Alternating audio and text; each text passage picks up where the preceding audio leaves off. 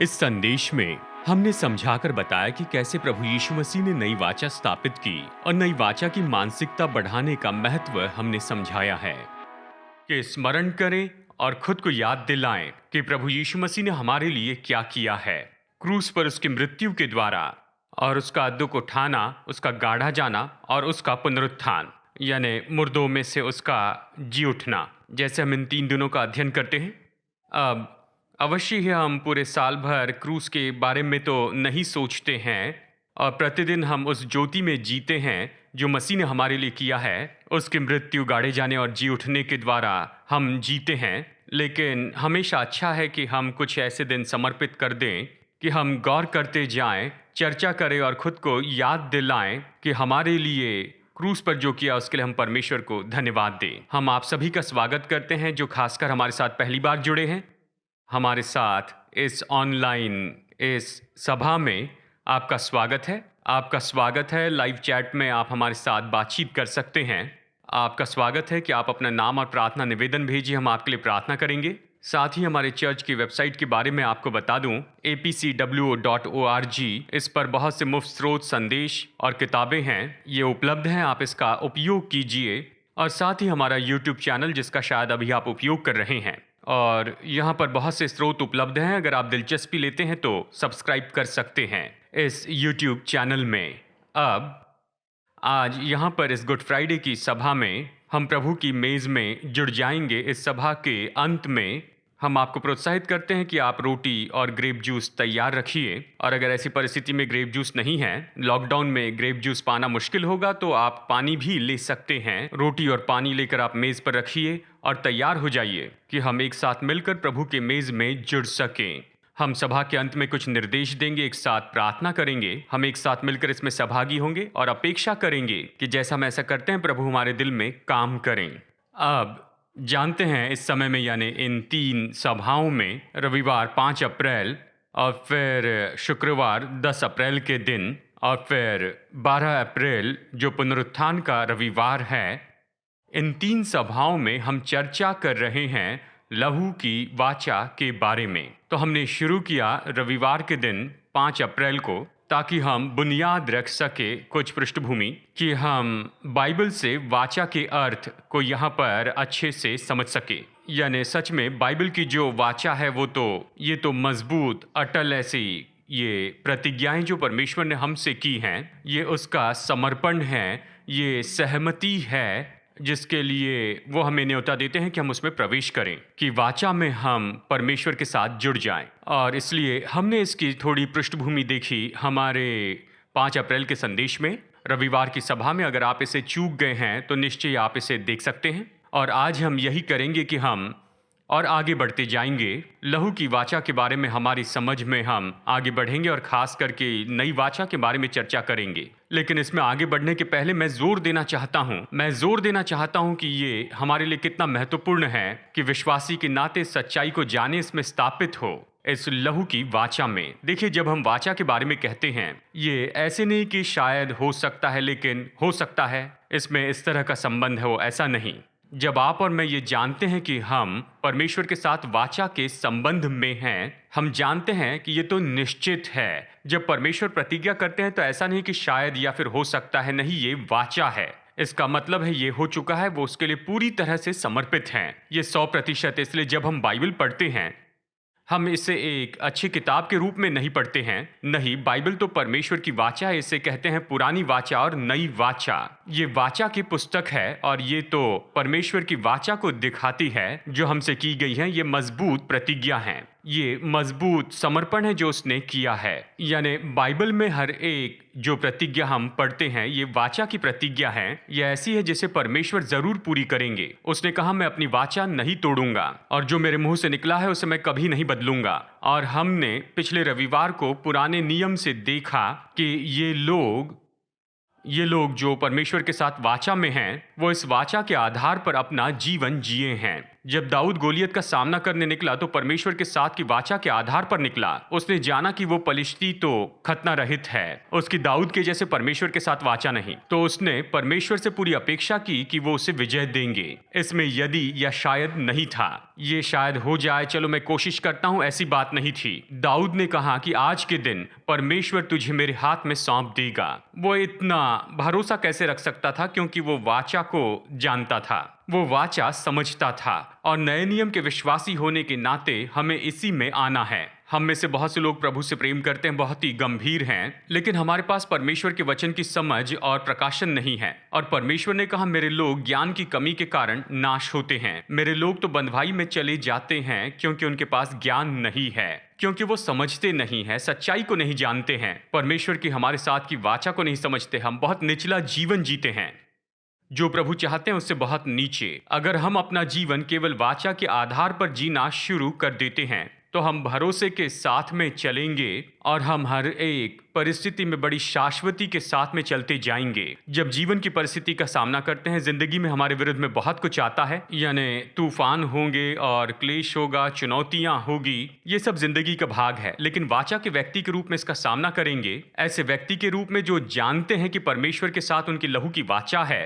तो आप जानते हैं कि विजय आपकी है और ये अलग नहीं हो सकती है और कोई पर्याय नहीं। आप प्रभु के साथ वाचा के व्यक्ति हैं, आप यही अपेक्षा करते हैं और जिंदगी की चुनौतियों का आप इस भरोसे के साथ में सामना करते हैं, क्योंकि आप वाचा के व्यक्ति, आप लहू की वाचा को समझते हैं। जब हम दुष्ट आत्माओं का सामना करते हैं तो फिर हम डरते नहीं हैं।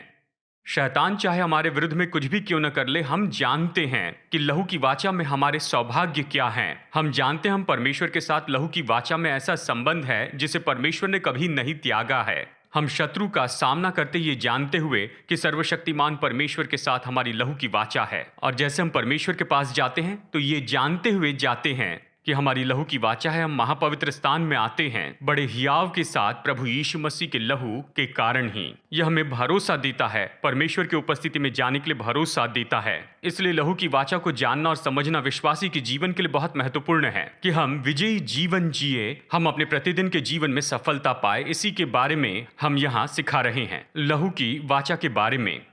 तो अब आज हम इन बातों को और भी आगे लेकर जाएंगे। खास करके हम बात करेंगे यहाँ पर नई वाचा के बारे में। अब देखिए, जब प्रभु यीशु मसीह इस पृथ्वी पर आए थे तो हमें समझना होगा। चलिए मैं आपको फिर से याद दिला दूं कि प्रभु यीशु मसीह केवल एक और मनुष्य नहीं थे, यानी परमेश्वर मानव रूप में आए। सर्वशक्तिमान परमेश्वर ने अपने ईश्वरत्व को छोड़ दिया। ईश्वरत्व की सामर्थ, सर्वज्ञानी, सर्वव्यापी, सर्वशक्तिमान, ये छोड़कर वो एक मनुष्य बन गए और वो पृथ्वी पर मनुष्य के रूप में चले। वो परमेश्वर थे लेकिन वो मानव रूप में आ गए। वो पृथ्वी पर चल रहे थे, परमेश्वर हमारे साथ, इम्मानुएल, परमेश्वर हमारे साथ। अब देखिए, यीशु आए कि बहुत से काम करें और हम इसके बारे में बहुत से दृष्टिकोण देखते हैं कि वो क्यों आए। इसका एक कारण हम यहाँ पर इब्रानियों की पत्री में से पढ़ लेते हैं।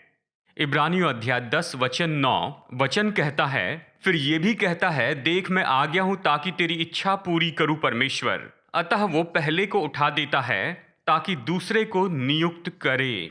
अब यहाँ पर ये पहले के बारे में कहता है, ये तो पुरानी वाचा के बारे में है जो मूसा के द्वारा दी, जिसे हम अक्सर मूसा की व्यवस्था कहते हैं। मूसा की वाचा, उसने उसे उठा लिया ताकि वो दूसरी यानी नई वाचा लेकर आए, जिसे वो स्थापित करने के लिए आए थे। और इसलिए अपनी पृथ्वी पर की सेवकाई के अंत में, यानी वहाँ उसके क्रूसीकरण के एक दिन पहले की शाम के समय, और जैसे यीशु अपने चेलों के साथ में बैठे थे, तब उन्होंने बहुत ही महत्वपूर्ण काम किया। उसने बताया कि नई वाचा किस तरह की होगी, वो कैसी लाई जाएगी, कैसे स्थापित की जाएगी। तो मत्ती रचित सुसमाचार से मैं इसे पढ़ रहा हूं। दूसरे भी सुसमाचार में ये लिखा है। मत्ती अध्याय 26 वचन 26 से 28 तक पढ़ते हैं। यहाँ पर ये कहता है, जब वे खा रहे थे तो यीशु ने रोटी ली और आशीष मांग कर तोड़ी और चेलों को देकर कहा, लो खाओ, ये मेरी देह है। प्रभु ने कहा, ये मेरी देह है। फिर उसने कटोरा लेकर धन्यवाद किया और उन्हें देकर कहा, तुम सब इसमें से पियो, क्योंकि ये वाचा का मेरा वो लहू है जो बहुतों के लिए पापों की क्षमा के निमित्त बहाया जाता है। कई अनुवाद कहते हैं कि नई वाचा, यानी यीशु तो दर्शाने वाली बात यहाँ पर कर रहे थे, यानी वो दिखा रहे थे कि क्या होने वाला है उसके क्रूसीकरण के द्वारा, जब उसकी देह क्रूस पर लटकाई जाएगी और उसका लहू बहाया जाएगा। उसने कहा, इसे लो, ये मेरी देह है, मैं इसे देता हूं और ये मेरा लहू है और इसके द्वारा नई वाचा स्थापित की जाने वाली है। और वो हमें न्योता देते हैं कि हम उस नई वाचा में जुड़ जाएं, उसमें जुड़ने के द्वारा, जिसे वो वहां पर स्थापित कर रहे थे, जिसे हम प्रभु की मेज कहते हैं, जिसे हम प्रभु भोज भी कहते हैं। तो हम चाहते हैं कि हम इस बात को समझ ले, जब परमेश्वर ने अब्राहम के साथ लहू की वाचा स्थापित की, उसने जानवरों का उपयोग किया। उत्पत्ति 15 में, जिसे हमने पिछले रविवार को देखा है, परमेश्वर ने अब्राहम से कहा, जानवर लाकर 2 भागों में काटो, और परमेश्वर पशुओं के उन टुकड़ों में से होकर चले। उसने एक वाचा काटी, बेरेथ, उसने अब्राहम के साथ लहू की वाचा काटी। जब परमेश्वर इस्राएली लोगों के साथ वाचा बांधना चाहते थे, तब उसने मूसा को ये निर्देश दिए कि जानवरों को काटना, उनका लहू लेना। निर्गमन अध्याय 24 में हम पाते हैं, मूसा ने व्यवस्था को पूरी तरह से लोगों के सामने पढ़ा और फिर लहू छिड़का और कहा, ये तो वाचा का लहू है जो परमेश्वर तुम्हारे साथ स्थापित करते हैं। यानी ये जो वाचा है, ये तो जानवरों के लहू के ऊपर आधारित थी, लेकिन यहाँ पर परमेश्वर अपनी ही देह को दे रहे थे। तो क्या आप कल्पना कर सकते हैं कि ये परमेश्वर मनुष्य बन गए और उसने मनुष्य की देह धारण की और उसने कहा, ये देह मेरी वाचा का बलिदान है, मैं इस देह को बलिदान करता हूं ताकि तुम्हारे साथ में लहू की वाचा स्थापित करूं। और उसने कहा, ये मेरा लहू है, ये पशुओं का लहू नहीं है, ये भेड़ और बकरियों का लहू नहीं, ये उसका अपना लहू था, परमेश्वर के पुत्र का लहू। उसने कहा, ये मेरा लहू है और इस लहू के द्वारा मैं यहाँ स्थापित करता हूं, मैं प्रभावी करता हूं, मैं शुरू करता हूं एक नई वाचा, और वो मैं तुम्हारे साथ बांधता हूं। मैं चाहता हूं कि आप इसे समझ लीजिए। हम जिस वाचा में जुड़े हैं, ये नई वाचा है, ये तो ऐसी वाचा है, ये बाकी सभी वाचा के बहुत ऊपर हैं। ये ऐसी वाचा है जो कि यीशु मसीह की देह और उसके लहू के द्वारा स्थापित की गई है, जो कि परमेश्वर के पुत्र हैं, और इससे बढ़कर और कोई वाचा नहीं हो सकती। और आज हमारे पास में ये सौभाग्य है, नए नियम के विश्वासी होने के नाते, कि हम इस वाचा के भीतर प्रवेश कर सकें, कि हम इस योग्य हो कि परमेश्वर के साथ में अनंत काल की वाचा में जुड़ जाएं, उसके पुत्र की देह के द्वारा और उसके लहू के द्वारा, जो उसके पुत्र ने हमारे लिए उपलब्ध किया है। यानी प्रभु यीशु मसीह ने अपनी देह के द्वारा, अपने लहू के द्वारा इस वाचा को स्थापित किया। उसने ये वाचा बांधी, इसे प्रभावी किया, उसने इस पर अपने लहू की छाप लगाई और हमें न्योता दिया कि हम इसमें प्रवेश कर लें। केवल इतना ही नहीं, लेकिन आज वो अपनी वाचा के मध्यस्थ के रूप में खड़े हैं। हम इसके बारे में रविवार के दिन देखेंगे, जी उठे प्रभु के बारे में, कि ये कैसे वाचा के साथ में संबंधित है। चलिए मैं आपको ये बताता हूँ। ये आधारित है इब्रानियों अध्याय 9 वचन 15 पर। ये कहता है, इसी कारण वो नई वाचा का मध्यस्थ है। यीशु नई वाचा के मध्यस्थ के रूप में खड़े हैं, ताकि उसकी मृत्यु के द्वारा, जो पहली वाचा के समय के अपराधों से छुटकारा पाने के लिए हुई है, बुलाए हुए प्रतिज्ञा के अनुसार अनंत मिरास को प्राप्त करे। यानी हम यहाँ पर देखते हैं कि यीशु इस नई वाचा के मध्यस्थ के रूप में खड़े हैं। हम अपने पापों की क्षमा प्राप्त करते हैं और हम अनंत विरासत पाते हैं। जरा इसके बारे में सोचिए कि स्वयं परमेश्वर, उसने ये वाचा स्थापित की है आपके और मेरे लिए। जिसने ये वाचा बांधी है, वो इस वाचा को प्रभावी करने के लिए खड़े हैं और साथ ही इस वाचा को हमारे बदले में दर्शाने के रूप में खड़े हैं। ये तो बहुत ही अद्भुत है। परमेश्वर के साथ का हमारा संबंध तो उसके लहू की वाचा में लिपटा हुआ है। जब आप कहते हैं मैं परमेश्वर का पुत्र हूँ, मैं परमेश्वर की संतान हूँ, तो आप केवल ये नहीं कह रहे हैं परमेश्वर मेरे पिता है, मैं उसका बेटा या बेटी हूँ। हाँ, ये सच है, आपका अद्भुत संबंध है, लेकिन ये संबंध लहू की वाचा में लिपटा है। यानी परमेश्वर ये कहते हैं, परमेश्वर के साथ आपका जो संबंध है तो केवल उस लहू की वाचा के द्वारा ही संभव हुआ है। ये लहू की वाचा में लिपटा है, इस पर लहू की वाचा की मुहर लगी है। यानी परमेश्वर पिता के रूप में आपके लिए इतने समर्पित हैं, लहू की वाचा में अपने बेटे और बेटी के लिए। जब आप कहते हैं मैं परमेश्वर का वारिस हूँ, यीशु का संगी वारिस हूँ, परमेश्वर राजा हैं, आप इस अद्भुत संबंध के बारे में कह रहे हैं जो कि परमेश्वर के राज्य के भागी होने के कारण है। परमेश्वर का राज्य आप में है और आप उस राज्य के प्रतिनिधि हैं। लेकिन समझ लीजिए प्रभु राज्य के साथ का आपका जो संबंध है ये लहू की वाचा में लिपटा है। ये इतना मजबूत है, इतना सुरक्षित है कि परमेश्वर अपनी वाचा के लिए 100% समर्पित हैं। इस वाचा को तोड़ने वाला एक ही व्यक्ति और वो है आप।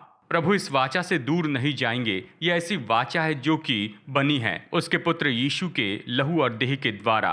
तो मैं चाहता हूं कि ऐसे दृष्टिकोण को आप समझ लें जो कि लहू की वाचा के कारण हमारा परमेश्वर के साथ में संबंध है, क्योंकि हम परमेश्वर के साथ में लहू की वाचा में जुड़े हैं। ये ऐसी कुछ चीजें हैं जिसे हम अपने संबंध के कारण प्राप्त करते हैं। याद रखिए कि वाचा का उद्देश्य तो संबंध ही है, यानी ये तो ऐसा संबंध है जो कि इसके बिना अनुभव नहीं किया जा सकता है किसी और तरीके से। जानते हैं, यानी उदाहरण के लिए मैं आपको ये बताना चाहता हूं कि स्त्री और पुरुष जो विवाह की वाचा में प्रवेश करते हैं और इसलिए वो संबंध के ऐसे स्थान में आते हैं जिसे और किसी तरीके से अनुभव नहीं किया जा सकता, क्योंकि वो पति और पत्नी है और ये उनके लिए बहुत ही अद्भुत हैं। यानी हो सकता है कि ये शायद किसी तरह से प्रकट किया जाता है जो परमेश्वर के साथ हमारे संबंध के बारे में दर्शा सकता है। ये वाचा का संबंध है। वाचा के संबंध में हम एक दूसरे का नाम लेते हैं। यीशु ने कहा तुम मेरे नाम से जाओ, तुम मनुष्यों के सामने मेरा नाम मान लो, मैं परमेश्वर के सामने तुम्हारा नाम लूंगा। तो हमारे पास अधिकार है कि हम उसके नाम को ले और वो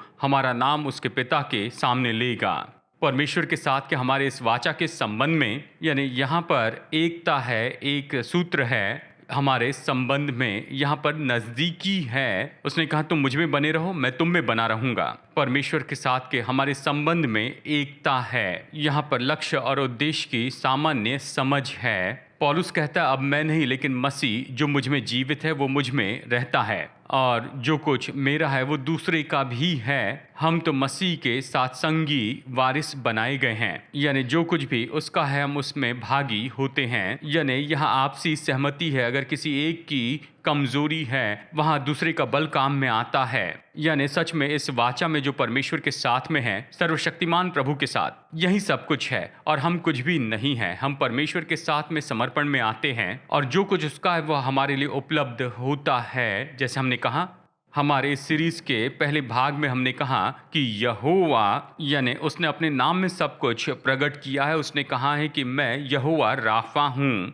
मैं यहोवा शालोम हूँ, मैं हूँ यहोवा। ये सारे नाम उसने बताए हैं। मैं ये सब तुम्हारे लिए होना चाहता हूँ वाचा के संबंध में और उसके द्वारा। यानी जब हम परमेश्वर के साथ वाचा के संबंध में आते हैं तो उसके पास जो भी है वो हमारे लिए अब उपलब्ध हो जाता है और हमारी कमजोरी दूर होती है उसके बल में, उसकी सामर्थ्य में। इसलिए पौलुस कहता है मसीह जो मुझे बल देता है उसके द्वारा मैं सब कुछ कर सकता हूँ। मेरी परिपूर्णता तो परमेश्वर से आती है। प्रभु मेरी हर जरूरत पूरी करते हैं और हमें इसी तरह से जीना है। हम ये समझते हैं कि हम परमेश्वर के साथ वाचा के संबंध में हैं। हम अपनी कमजोरी के द्वारा सीमित होकर नहीं जीते हैं। हम जानते हैं कि हमारी कमजोरी के ऊपर उसकी महान परिपूर्णता है और उसने जो हमारे लिए उपलब्ध किया है उससे हम सब कुछ लेते हैं परमेश्वर के साथ हमारे वाचा के संबंध से, और हमें ऐसे ही जीना चाहिए।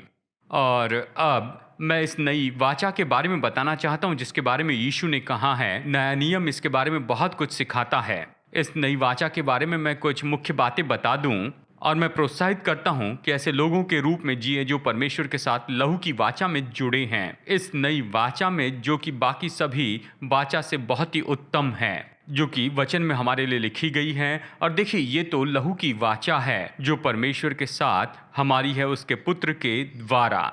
बाइबल हमें बताती है कि ये नई वाचा तो बेहतर प्रतिज्ञाओं के द्वारा बेहतर वाचा है। इब्रानियों 8:6 ये कहता है क्योंकि वो और भी उत्तम वाचा का मध्यस्थ ठहरा जो और उत्तम प्रतिज्ञाओं के सहारे बांधी गई है। इब्रानियों 8:6 यानी देखिए बाइबल ये कहती है ये नई वाचा बहुत ही उत्तम है, बहुत ही बेहतर है उस पुरानी वाचा से। कई बार हम कहते हैं पुराना नियम क्यों पढ़े, यानी आप जान ले कि कम से कम क्या है। यानी पुरानी वाचा में परमेश्वर के लोगों के लिए आशीषें तो इतनी थी, इसमें उनका आत्मिक जीवन था, उनका भौतिक जीवन था, उनके जीवन के बहुत से भाग थे। ये पुरानी वाचा थी। लेकिन बाइबल कहती है कि नई वाचा ये तो बेहतर वाचा और इसमें बेहतर प्रतिज्ञाएं दी गई हैं और इसमें बहुत कुछ है। इसमें ये तो बढ़कर है और हम उसके भागी हैं। हम पुराने नियम को पढ़ते हैं क्योंकि वो कम से कम है।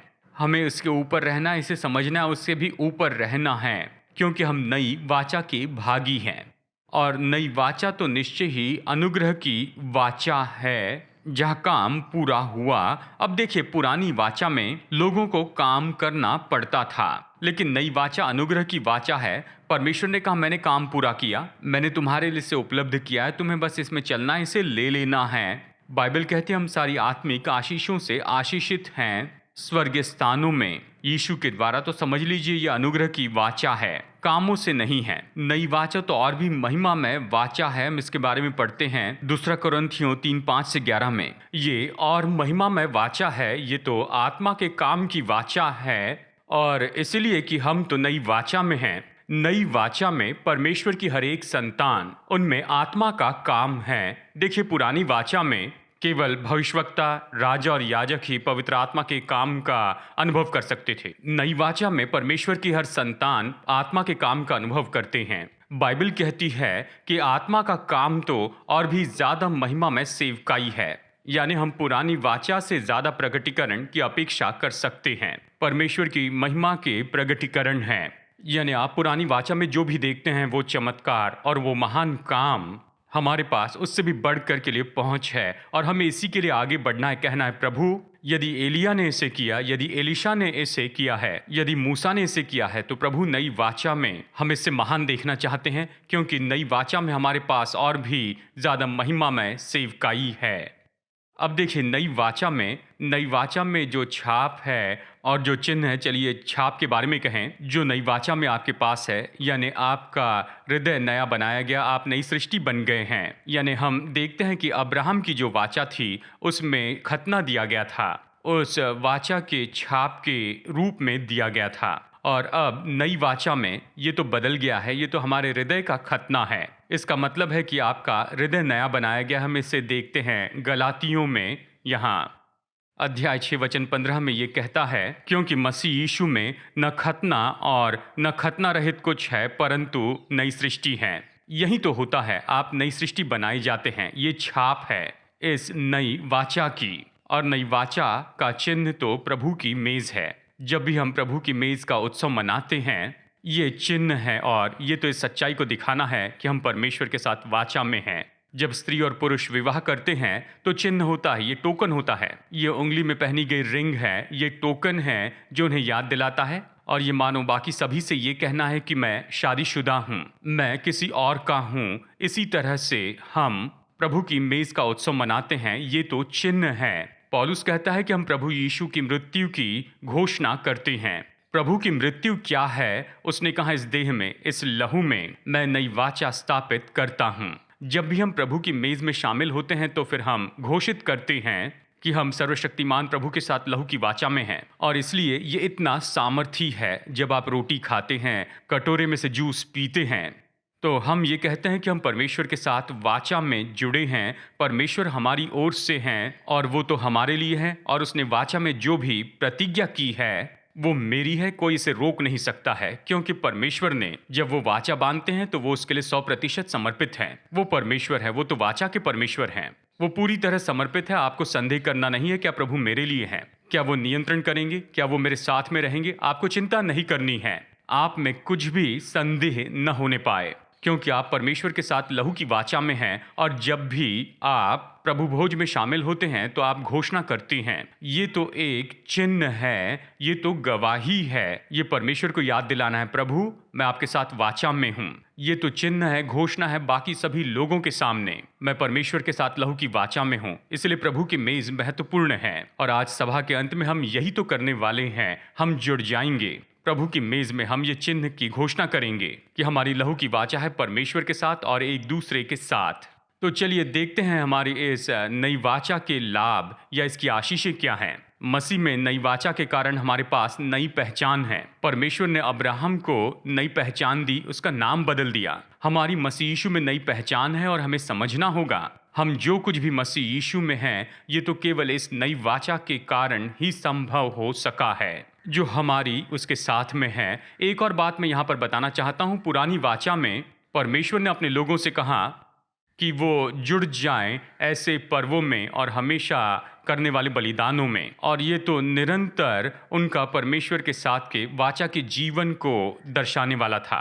और इसी तरह से नई वाचा में भी हमारे जो आत्मिक बलिदान हैं, स्तुति, आराधना और एक दूसरे के लिए भलाई करते जाना। इब्रानियों अध्याय 13 यानी इब्रानियों 13 वचन 15 और 16 यहाँ पर ये कहता है कि ये तो हमारे आत्मिक बलिदान हैं। और ये तो एक तरीका है कि हम घोषणा करें और नई वाचा में काम करते चले जाएं। मैं परमेश्वर के साथ वाचा में हूँ, उसमें आगे बढ़ता हूँ, और जब भी हम आत्मिक बलिदान चढ़ाते हैं तो हम उसके लाभ को प्राप्त करते जाते हैं। तो प्रभु के लोग होने के नाते मैं आपको प्रोत्साहित करता हूँ, हम तो परमेश्वर के साथ लहू की वाचा में हैं। और इस वाचा का जो उद्देश्य है, ये तो नज़दीकी की वो जगह है। और इस वाचा का हमारे प्रतिदिन के जीवन पर प्रभाव पड़ता है कि हम इसे कैसे जीते हैं। हमारे जीवन की हर एक चीज़ छू ली जाती है इस लहू की वाचा के द्वारा, जो परमेश्वर के साथ हमारी है।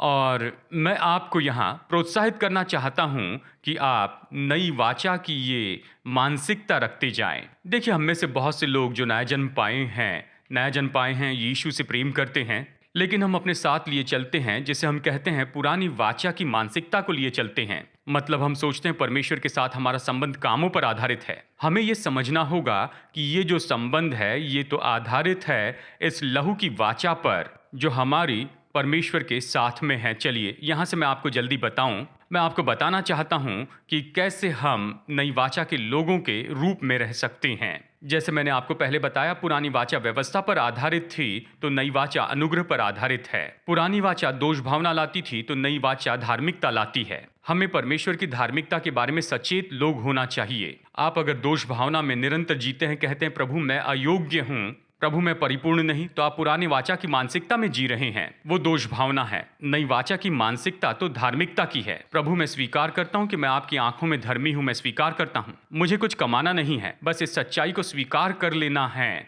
मैं परमेश्वर की दृष्टि में धर्मी ठहराया गया हूँ। ये नई वाचा में जीना है। जानते हैं पुरानी वाचा ये तो मनुष्यों के कामों पर आधारित थी, जैसे कहा, और नई वाचा उस विश्वास पर आधारित है जो पवित्र आत्मा के द्वारा सामर्थ पाता है। तो हम विश्वास से जीते हैं और परमेश्वर की आत्मा के द्वारा सामर्थ पाते हैं। हम विश्वास से चलते हैं, आत्मा के काम के लिए जीवन खोलते हैं। ये नई वाचा है। हमें इसी तरह से जीना है। पुरानी वाचा बंधन लेकर आती थी, नई वाचा स्वतंत्रता लाती है। यानी पुरानी वाचा ये तो लोगों को रोकती थी, तुम ये नहीं कर सकते, वो नहीं कर सकते हो। हम नई वाचा में वचन कहता है जहां परमेश्वर का आत्मा है वहां स्वतंत्रता है। हम तो ये करना वो नहीं करना ऐसे में बंधे नहीं हैं। हमारे पास स्वतंत्रता है। अवश्य ही हम धार्मिकता में जीते हैं, आदर से जीते हैं, परमेश्वर के सामने पवित्रता और शुद्धता में रहते हैं, लेकिन निश्चय ही नई वाचा में स्वतंत्रता की बात होती है।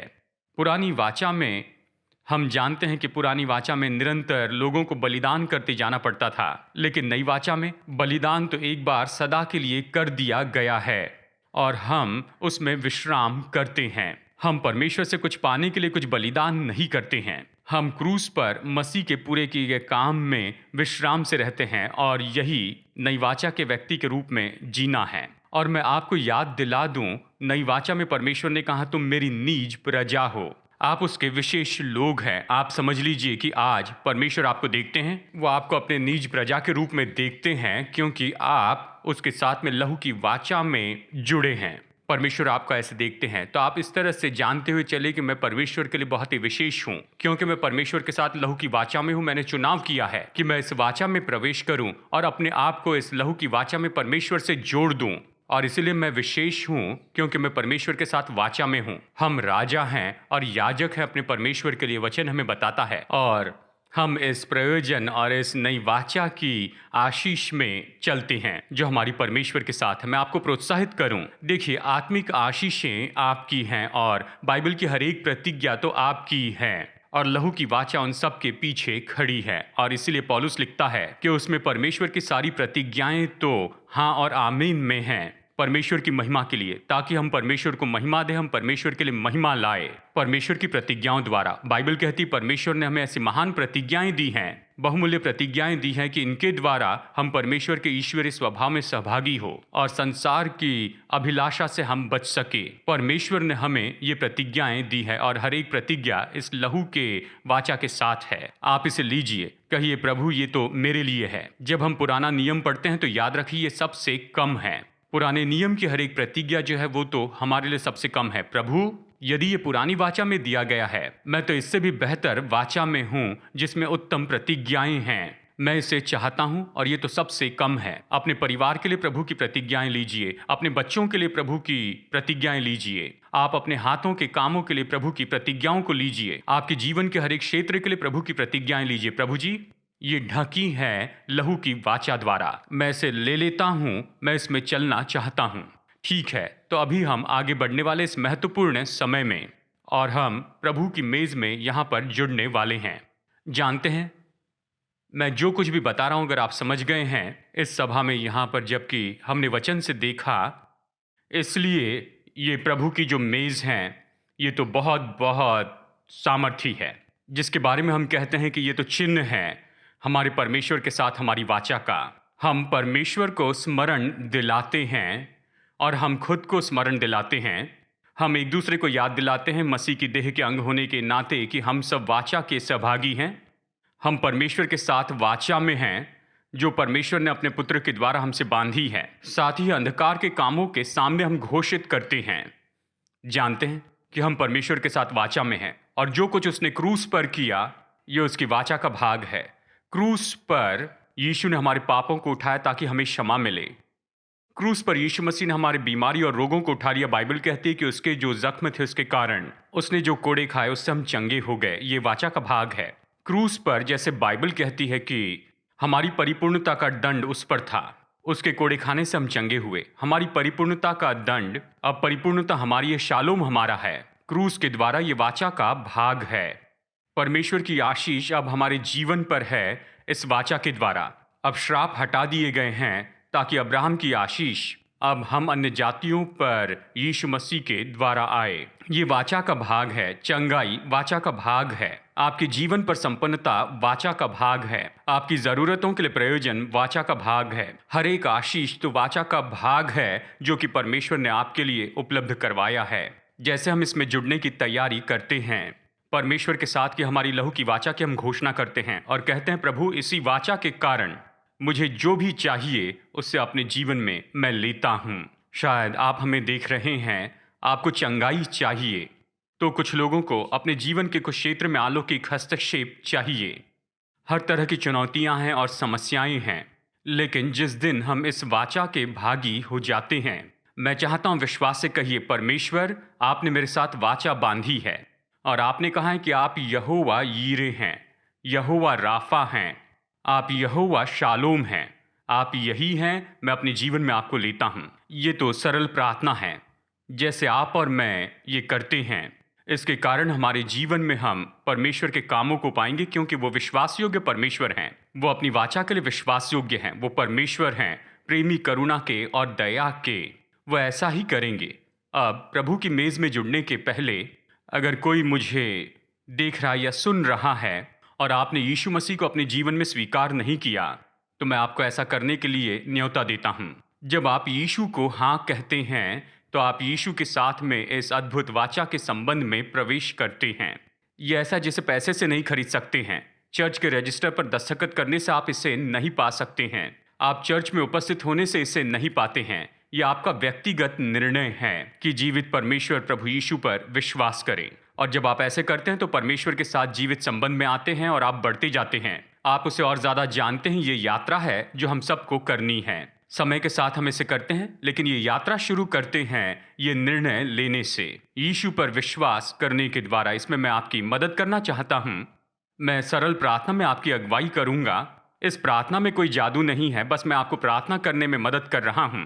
लेकिन ये आपका विश्वास है, ये आपका निर्णय है कि यीशु पर विश्वास करें। ये महत्वपूर्ण है। आप निर्णय लेते हैं कि आप यीशु पर विश्वास करेंगे और वो आकर आपको नया व्यक्ति बनाते हैं और वो आपके जीवन में अपनी वाचा स्थापित करते हैं। तो आइए प्रार्थना करते हैं। पहले मैं इस प्रार्थना में अगुवाई करूंगा। अगर आप हमें सुन रहे हैं या देख रहे हैं, यीशु को अपने जीवन में स्वीकार नहीं किया और अभी करना चाहते हैं, तो मेरे बाद ये प्रार्थना दोहराइए और फिर इसके बाद हम एक साथ मिलकर प्रार्थना करेंगे। तो आइए प्रार्थना करते हैं।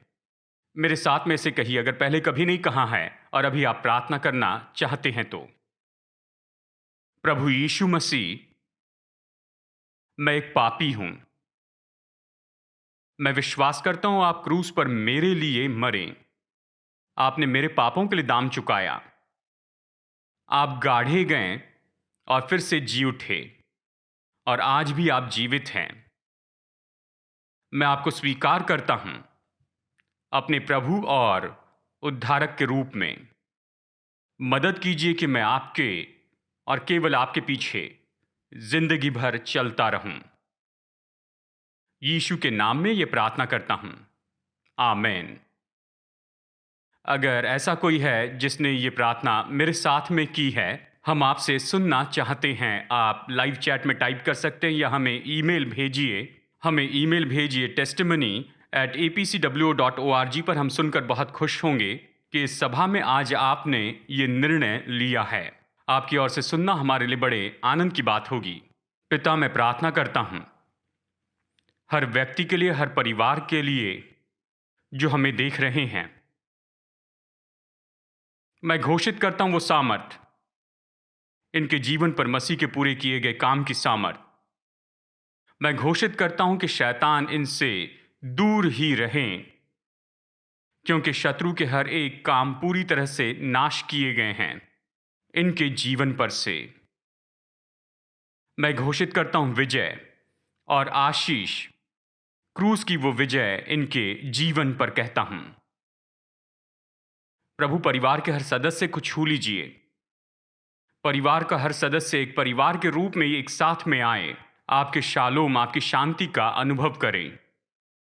शत्रु के हर एक काम जो किसी व्यक्ति या परिवार के विरुद्ध में, उसे हम तोड़ते हैं। परमेश्वर की शांति इनके घर में वास करे, जैसे अभी जुड़ गए हैं। आपका राज्य आ जाए इनके जीवन में। पिता, हम प्रार्थना करते हैं लोगों की जरूरतें पूरी कीजिए। इनके जीवन में अलौकिक प्रयोजन लेकर आइए, ताकि ये जाने कि आप वाचा पूरी करने वाले परमेश्वर हैं, कि आप अपने लोगों को बचाते हैं। आपके लोगों के साथ वाचा के लिए आप विश्वास योग्य हैं।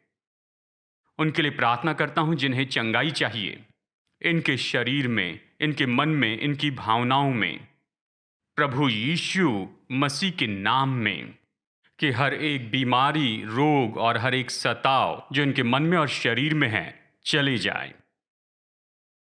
और पवित्र आत्मा की सामर्थ के द्वारा परिपूर्णता आ जाए इनके मनों में और इनके शरीर में।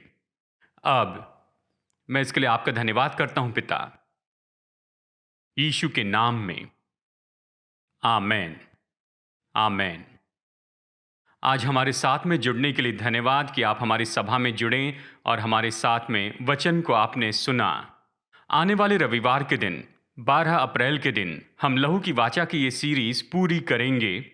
मैं सच में चाहता कि हमारे पास में बहुत समय होता और हम धीरे धीरे एक एक मुद्दे को देखते और इसका हर एक दृष्टिकोण अच्छे से समझते, परमेश्वर के वचन से इसकी गहराई देखते। लेकिन हमारी सभाओं में हम इस तरह से नहीं कर सकते हैं। हमने केवल मुख्य चीज़ों और हाइलाइट्स को देखा है। तो आने वाले रविवार को लहू की वाचा की ये शिक्षा हम पूरी करेंगे और हम खास करके चर्चा करेंगे जी उठे मसीह के बारे में, जी उठे प्रभु के बारे में, और ये कैसे इस लहू की वाचा पर प्रभाव डालता है जो आज हमारी उसके साथ है। उसने हमारे लिए वाचा शुरू की है, इसे अपने लहू से स्थापित किया है। वो जी उठे हैं, स्वर्ग में हैं और आज और उसके लोग होने के नाते, वाचा के लोग होने के नाते उसके साथ चलते हैं। और ये कैसे जी उठे प्रभु यीशु मसीह का प्रभाव हमारे जीवन पर ले आता है। रविवार को हम इस पर चर्चा करेंगे। तो निश्चय ही हमारी रविवार की सभा में जुड़ जाइए और प्लीज इस सभा को आप अपने दोस्तों के साथ शेयर कीजिए। आपको ये सौभाग्य मिला कि आप परमेश्वर का वचन सुने और ऐसे दूसरे भी होंगे जिन्हें ये सुनना जरूरी है। तो उन्हें शेयर कीजिए और उनसे कहिए कि आप इसे जरूर देखें, आप इसे सुनिए। उनका हृदय प्रोत्साहित हो और विश्वास बढ़ता जाए, ताकि वो भी सीखे कि परमेश्वर के साथ लहू की वाचा में कैसे चलते जाएं। और रविवार को जरूर जुड़िए। बेनेडिक्शन के साथ ये सभा हम यहाँ पर खत्म करते हैं। आइए बेनेडिक्शन लेंगे। अब हमारे प्रभु यीशु मसीह का अनुग्रह, और परमेश्वर का प्रेम और पवित्र आत्मा की मधुर उपस्थिति हम में से हर एक के साथ होती रहे, यीशु के नाम में। आमेन, आमेन। इस सभा में हमारे साथ में जुड़ने के लिए धन्यवाद और रविवार को फिर आपसे मुलाकात होगी। प्रभु आशीष दे।